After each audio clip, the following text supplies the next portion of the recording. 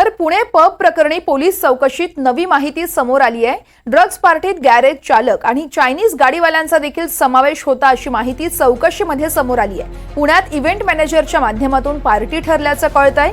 ही party 40 ते 50 जणांच्या टोळक्यानं आयोजित केल्याचंही तपासात समोर आलंय। या समूहानं पार्टीसाठी पब चालकांना फोन केला आणि बंद केलेला पब चालकांनी पुन्हा एकदा उघडल्याचं कळतंय। दरम्यान पार्टीत सहभागी असलेल्या 10 जणांचे रक्ताचे नमुने हे पोलिसांनी वैद्यकीय तपासणीसाठी देखील पाठवले आहेत।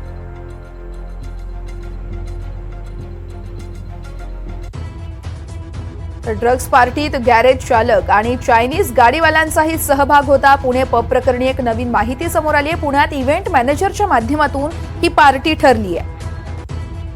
40 ते 50 जणांच्या टोळक्याकडून ड्रग्ज पार्टीचं आयोजन करण्यात आलं होतं। ओळखपत्र, वय मर्यादा न पाहता मद्य पुरवठा करण्यात आलाय।